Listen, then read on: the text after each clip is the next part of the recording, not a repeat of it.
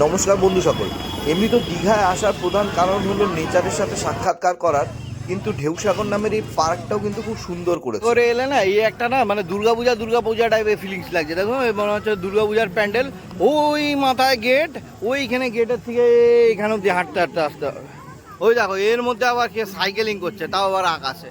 হ্যাঁ, কলকাতার রাস্তাঘাটের মধ্যে তো সাইকেল চালাতে দেয় না, এরা আবার আকাশে সাইকেল চালাচ্ছে। ভাবো ভাবো শুধু, ঢেউসাগর চিক চিক চিক। 20 টাকা পার পার্সন যে এটার মধ্যে এন্ট্রি ফিস ছিল।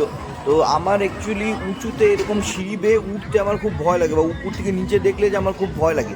কিন্তু এই টাইপের রাইডগুলোর ক্ষেত্রে আমি জানি না কী করে আমি হঠাৎ করে সাহস জুগিয়ে ফেলি। অতীতে মানে মাধ্যমিক পরীক্ষার সময় নাগরদোলা থেকে পড়ে যাওয়ার একটা অ্যাক্সিডেন্টের কিন্তু অতীত আছে আমার কাছে, কিন্তু তবুও অতীতকে ভয় না করে কিন্তু চলে গেছিলাম এই সাইকেলিংটা করবো বলে। কিন্তু এখান থেকে আমাকে বের করে দেয় আমি ওভারওয়েট বলে। মানে জীবনে মোটাপার জন্য কত রকমের ভাবে যে অপমানিত হতে হয়েছে তার মানে আর কি বা বলবো।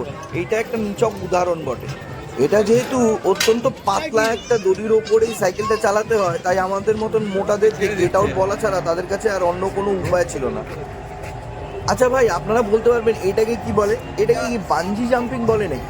এই ইলাস্টিকের মতন একটা সুতোর মধ্যে এই বডিটাকে হাওয়ার মধ্যে উড়াচ্ছে।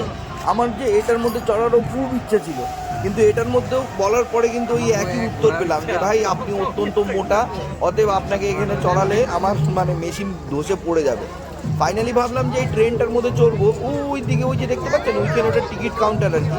কিন্তু ফাইনালি আর চড়া হলো না আর কি। এত জায়গা থেকে রিজেকশন পেয়েছি, তাই এটার মধ্যে নিজেই রিজেক্ট করে দিলাম এটাকে, আর বেরিয়ে গেলাম পার্কের থেকে।